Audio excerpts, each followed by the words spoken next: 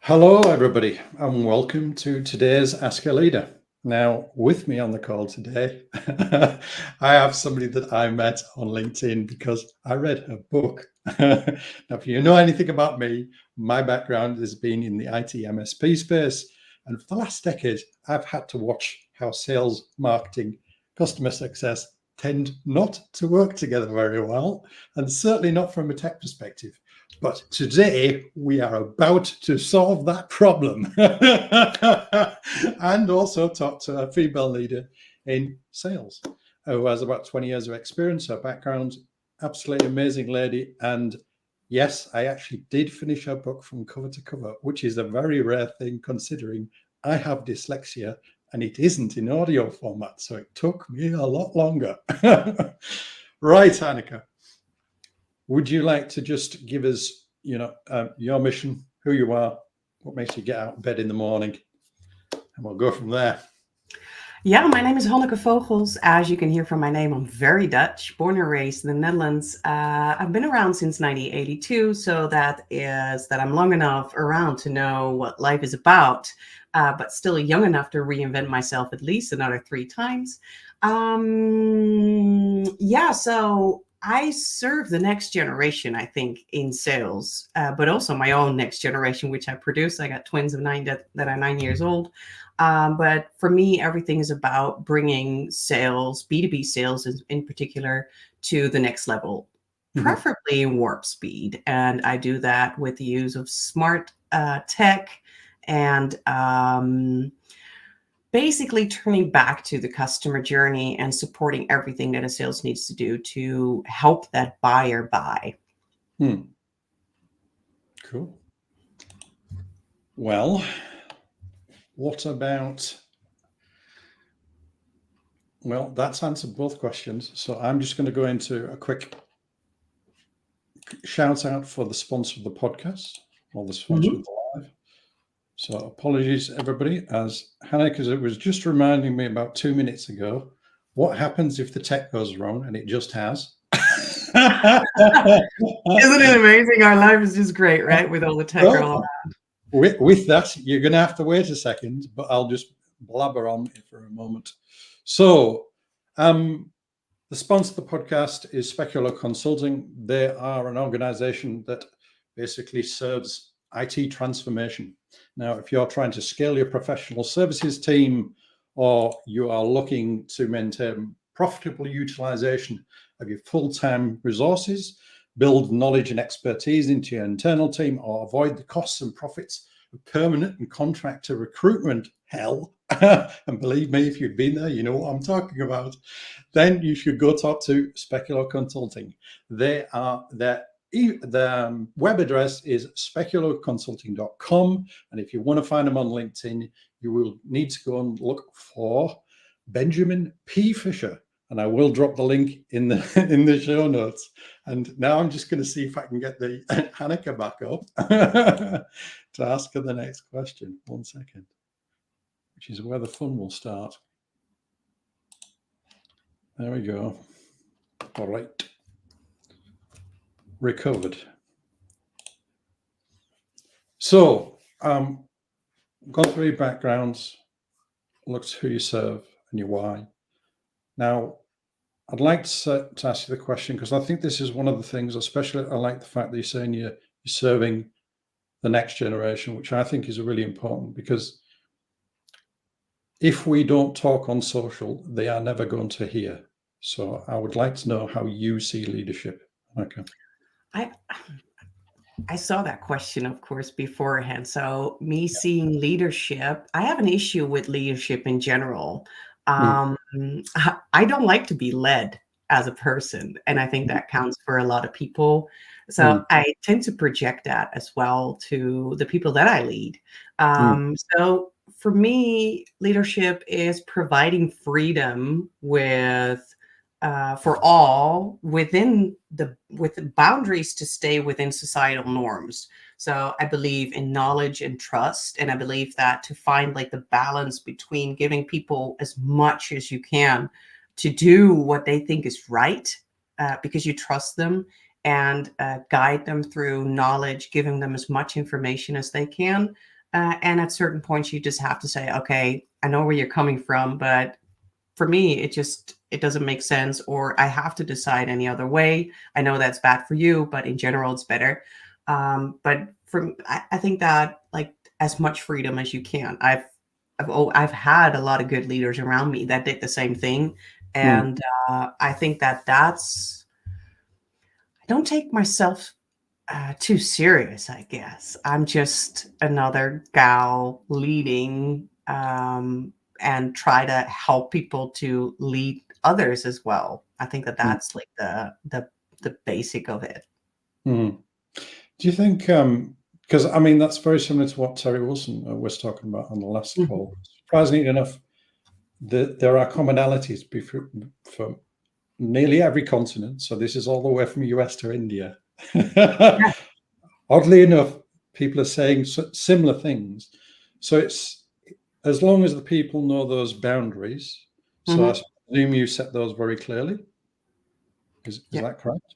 Well, no, because you don't know what situations you're getting into. So those boundaries evolve, and you learn from whatever mistakes are being made or where friction occurs. Hmm. I think that one of the examples that I did in the past, I had a 1, 2, 3 rule Hmm. within my team. So if something goes bad the first time, Hmm. we can solve it. If it Yeah. goes bad the second, if it's the same thing happens the second time, that's the time to be alert. And if the third time it happens, we need to figure out how to make sure that it never happens again. And I think that with leadership and boundaries, it's the same thing. Um, just let it be, let it happen. And I know it's annoying if mistakes are being made or boundaries are being broken, but I let it just happen. And only if it's becoming a pattern, you got to solve it. And Hmm. that served me well because we just tend to make up a lot of rules that eventually will grow into something that's a beast and doesn't help us anymore. It just the beast itself is too complex to manage, where you get all the protocols. And that's why corporates tend to have issues to move fast because they have too many rules. I Hmm. believe in more in guidelines than in rules itself. So I think that that's where how I usually operates. 1, 2, 3, make it Hmm. simple. I agree with you. That's what I used to do as well. I think trying to impose anything else is you're stifling then innovation otherwise. I don't. Maybe it also becomes. It's clear. It's. I think that from that rule, it's clear that I don't believe in perfection, No. and I know I'm not. I'm not the one. Like I'm not typical for society or for a lot of people when it comes to that. I think Mm. that perfection in itself is beautiful, but it cripples in organizations. So as a leader, you don't want to be perfect and you don't want to create perfection. I think it has some very big downsides. So I was working in the financial sector in before 2008, and I met one or two people in there that were absolutely certain. They said, "Da da da," whatever the organization, I won't name them, doesn't matter. They said, we always do it right."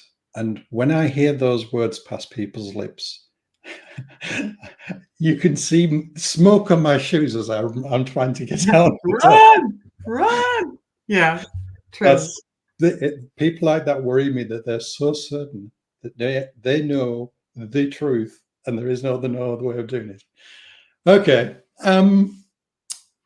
So I always ask this, and we'll get to the negative in a minute, but what are the upsides you see in leadership? And I suppose I'd really like to see this from a female perspective, because I know that's something that's important to you. So maybe you could answer it in sort of that.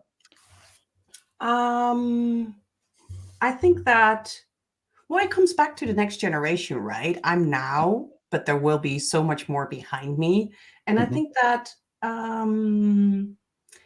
leadership offers the opportunity to grow something beyond yourself, to make an impact in many more lives than just you in your role as doing what your job is Mm. on the operational level. So making an impact on more than what you can do yourself. You're multiplying. And I kind of, well, as I have kids, I multiplied, but it's like it's kind of the same thing. It's like your vision, and it has a little bit of ego in it, I guess, but you really believe that you have something to offer to the world in what capacity whatsoever.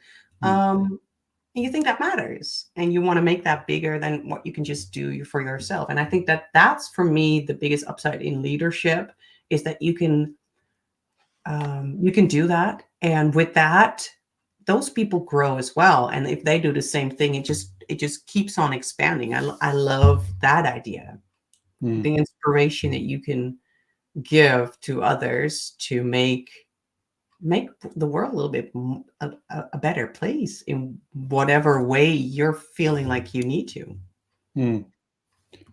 So it's okay. I'll not ask a question there. I'll just go straight into this. What are the downsides? So what about the upsides? What about the downsides? Because I know this is one of the things, certainly from my generation. I'm Gen X, so we tend to try and not talk about those, although everybody says they're really important. Nobody actually says what they are. Yeah. So I'd love to know how you see that. I think that I've been a leader within organizations, so in corporates, but now I own my own company. I think that in a way, leadership for me has two downsides. So one, I think it's lonely at times. So for me, it takes so much to explain to other people who actually understand what you're going through and have ideas that can help you. It just takes so much time to explain what's happening and what you're struggling with. Sometimes I don't even know what I'm struggling with. I'm just struggling with something. So the loneliness, it just feels like you're swimming against the stream at times. So that's one of the downsides as a leader for me. So you won't find it in your team, and you won't find it like in the management above you. That's like the juggle that you have, whether you're the CEO or in middle management, you always have someone defining your route. And there's friction in it. If there wasn't any friction, they wouldn't need you. So that friction is lonely. And the thing is that it basically comes down to you. No matter where you are, it comes down to you. If you don't do it, nobody does. And it sounds cynical because it shows that your team wouldn't do it, but in a way it is, because you feel like you should be on that spot. Otherwise you wouldn't have accepted it. So you feel you need to put it in. So if you're not doing it, nobody is. That's like, it can be like sort of overwhelming to push that. And I have that at times because my mission is so much bigger than making Strives big. I just really want to warp speed B2B sales teams into the next level. There's just so much work. Like, for instance, you asked me to be on this LinkedIn Live, which I super appreciate. But then in my head, it goes like, we should be doing this. There's so much to tell. There's so many people we can invite and bring something to the audience. I wrote a book, but I already have the concepts of 8 new ebooks in my backlog, waiting for me to touch on them. Every step I take, 3 new things get to that list because my mission is so big. It's so much bigger than me. That can be overwhelming at times. I need my breaks to like bring it down to one step at a time. What am I doing first? And yes, I have some help. I'm not alone. And that works really well. But the in the moment, it can feel overwhelming. Okay. I think Terry said he gets a book and goes out on the veranda. Well, yeah. Well, that's one of the things that I do. I just dive into fiction. I'm such a fan of fantasy books that are super thick because they get me into an entire new world. That's one of the things that I do. I love to do sports because that helps. But simple stuff as folding laundry, which I have a lot during the week, can just bring me back down to earth. It can be the simple things that bring you back, for sure. I never did understand that when the kids said, hire somebody to do all the mundane things in life. And I'm going, no, those are the actual things that ground me. Getting up, doing the coffee, making sure the dog's fed, making sure the kids are okay. It's the rhythm, right? The ritual. Yeah. If you've got a mission that's that big, you need something that's small. I think. Yes. You need to see, because you're always ahead 5 to 10 years to create that impact. You're envisioning it, but sometimes you just need something that shows result right now. You mean something you actually can get your hands on and control? Exactly. Picking up a book off folding washing. I love that. I'm glad I do that. So I'm nice to know that I'm not alone. Right. So with that, we're talking about here the sort of next generation. How would you suggest, if somebody does want to become a leader, how they should they prepare themselves, and how would you suggest they do it?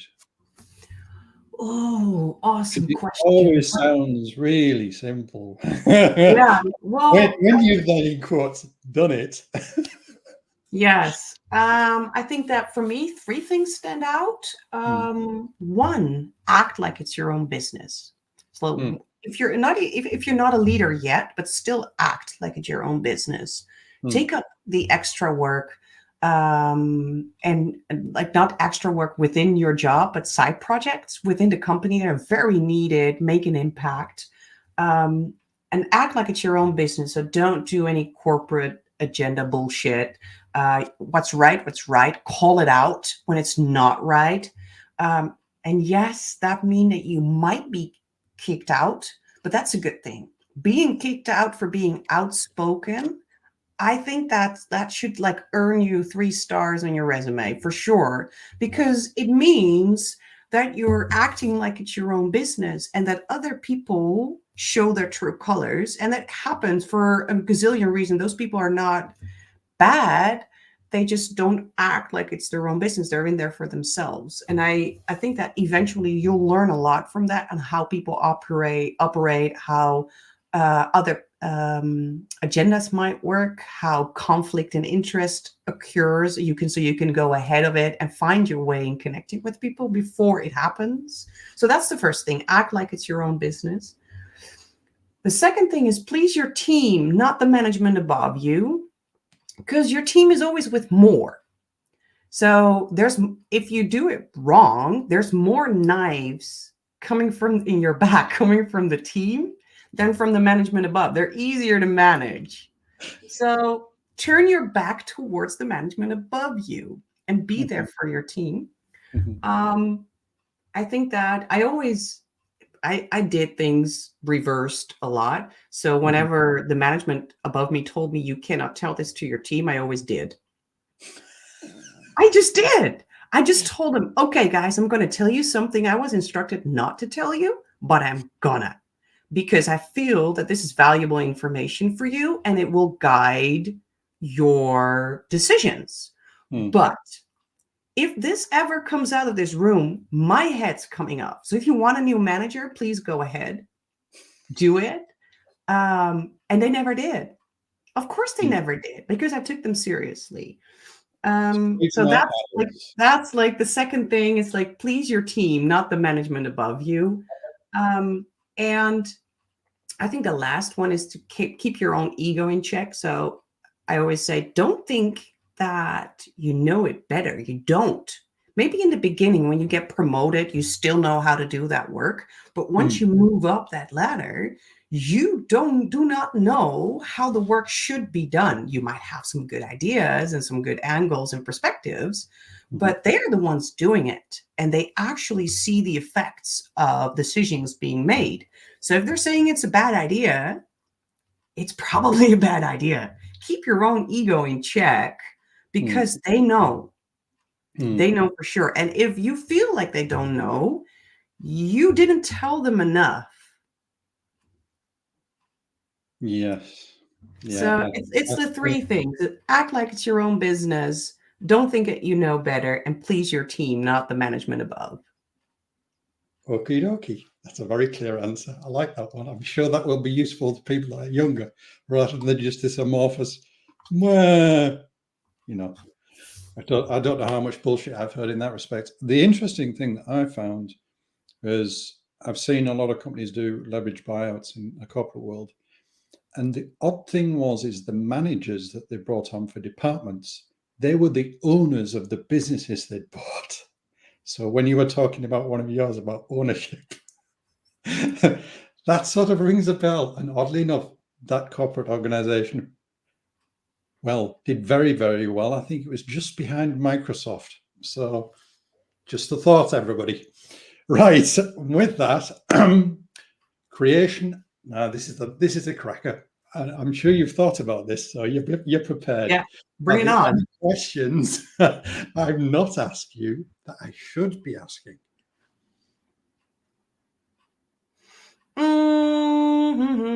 Well, you could ask me what the worst thing you could do as a leader, just for the fun of it, to learn from it. I'll answer it. Worst thing. I think that as a leader, we always invite people to come to our offices and talk to us or book meetings. We're very approachable. And I found that most leaders are very busy. They have full schedules. So whenever like context switching is doing a lot, they're swamped. So that means that if someone just walks in with a thing and you probably have a really strong opinion about what they're telling you. But the worst thing you can do as a leader is first say, my door is always open. And then when they come in to criticize people with how they want to do things, because it just basically tells them, I don't give a shit about who you think you are and that you're right. I'll tell you what to do. So you're actually creating robots and people that will always say yes to what you're saying, and you're not making it bigger than yourself. It will always depend on you. Those people will never come back if they're in their right mind to ask your opinion. They will just do or leave. So I think that the worst thing is the contradiction in inviting people to talk to you, saying you're approachable and then being not. Do you think a way of getting around that? Because what I tended to do when I got very busy was I'd make sure that a portion of the day I'd say to people, here, that's us. The rest of the time, I'm so overwhelmed, I've got to do all of this. And I'd tell the people the list, so they knew the list of things that I had. We did it like that. Do you think something like that would be a good idea? I mean, I've got my own experiences, but I think like that, how do you handle that? I think transparency in what you're doing is good. I also believe that you shouldn't be available constantly, but you should be available when it matters most. So everybody in my teams always knew that at the edges of the day, I was always available. So, and even when I was on a sick leave or out on vacation, if there was something coming up that they needed me for, they could always text me or call me and I would pick up. My team always went first. So them knowing what you're doing, but not being around usually helps them to solve the stuff themselves. So I really think that encouraging people to solve problems on their own and you picking up the debris if something bad happens and always saying, I'll own that. I'd rather have you fix stuff 9 times well and just having me fix one little thing because, well, you obviously make the wrong decision, which is fine. That just happens. And then instead of the other way around, that they ask permission for everything, because then I have work 10 times. It's like that things being available versus being around. But when you are available, don't give your opinion constantly. Just ask them what they need and just do that. Give them that, what they're asking for. It's not a broad question. Most of the times I just got, they would just tell me and say, I need you to talk to this person about this and this and make sure that they say yes to this request that I have, because I already tried and they didn't say yes. So, and then I just got I just got a work order from someone in my team, and that's like, um, sometimes they want a yes from you. They just want to consult. Sometimes they need you to do something. Um, I think that that's keeping your own opinion in check and just doing what they want, and unless it's like totally off. But that usually never happens. If you build your own team, if you have a good team, if you give them that trust, they will bring that back. So you don't need to have that opinion. And if you're transparent about being available and at what times and how you will help them, they will come to you. Okay. I am just going to do something that might cause absolute chaos. Okay, I'm going to go onto the event just to check and see if we've got a Q&A, because I haven't seen anything come through. So I'm just going to do that now. If anybody wonders what it really looks like, I'm demonstrating the fact. So it's not perfect, but there you go. That's life. There was something that sort of sprang out to me there. You said that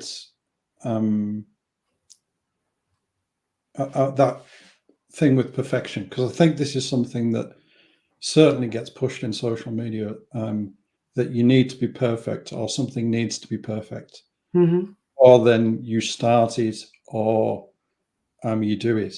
And you were talking about permission and giving people that freedom to do that. How do you think that's the right attitude to have, or how do you see it? Because I see that all over the place, where people think they need to be perfect or something. I don't know what it is, perfection. I think that in a way, almost everyone has their own idea about perfection and what they're striving for, highly intrinsic motivated to do what's right being told, and how they view the right thing. And in the end, it's nothing wrong with perfection, but it also cripples. So I think that it's okay if you help people to strive for their own perfection, but not having it revert into your culture and into your processes. Do you see the difference in it? Like people trying to like become better at what they're doing, but also helping them decide what level of perfection they're going for. Are we doing 90%, 95, 100? But sometimes you want to deliver 120%. You really want to go there. And maybe they won't get to the 120, but they'll get to 116, which is amazing if they drive themselves further. And I think So that it's like in bands. it's I've creating. understood. I Yeah, understood that correctly. So it seems like it's in bands. Like sometimes you need to go as far as you possibly can. Sometimes yeah, it's in the middle, and sometimes it just needs to get done. Is that yes, ah, yes, okay? yes. And that might be uncomfortable for people, but it's well, I think that's a form of leadership, is showing like the boundaries for this job right now is that you move fast. That is the way I want you to go. And sometimes it is, I want you to go all in. I know you can do this. We need this one. Let's go. Let's do this. Okay. Well, I'm just going to join the live, and I know this is going to cause problems, so bear with me, everybody. I'm just mute myself to make sure I don't cause an absolute mess.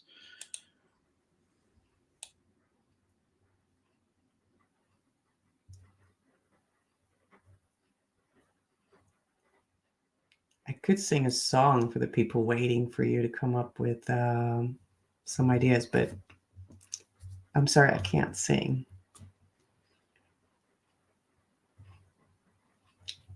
Twinkle, twinkle, little star should work, but I don't want to put everybody to sleep. I can actually sing, but I don't do that very often, only at Christmas. Right. Okay, there's nothing on that at the moment. So, is there anything else you'd like to add apart from what we've just discussed that you feel important, or you just like to call out? How can people get in touch with you? I know you've got an event going on next year. Would you like just to say what those are, so it's right at the end of the live? Okay. Yeah. If you want to know more about me and what I do on a daily basis, you might want to follow me on LinkedIn. I'm pretty active there. If you have any questions, I'm only a DM away. And if you're interested in sales technology and my view on B2B sales for now and for the future, you can read my book. It's called Sales Tech, Building the Ultimate Sales Machine. It's available on Amazon through printing on demand and ebooks. And my company name is Strives. So if you're interested in scaling up your B2B sales teams and you want to know how tech can help you, please reach out. LinkedIn is perfect to do so. And one of the things that I really want to say is thank you for joining, because a Friday, the rush is on. I saw on the list that everybody from all over the world is joining us. So a big thank you. Yeah, I think the thing with these things, it's like anything in business. It's the timing. So I find I get messages after the fact or before the fact saying, I can't make that time. Can you send me? And so this is why I started doing lives, because I just said it's on LinkedIn. And I'll make sure that anybody that comes to me that's asking for you, just in case they get lost, I will be forwarding them on to you. Okay, cool. Great. Then I always say this: thank you so much for attending and accepting. I know how tough it is to build a business, because I'm a third generation in that respect. You have my highest respect. I love the book, and anybody that wants to actually learn something that's practical, that really makes a difference, I suggest you at least subscribe to our newsletter if you're thinking, not too sure about that, because that is a gem. Okay. Thank you. Okay. Then with that, I'll stop the live, and I will just, if you could just hang on a second so it syncs, so we get the recording. See if this works.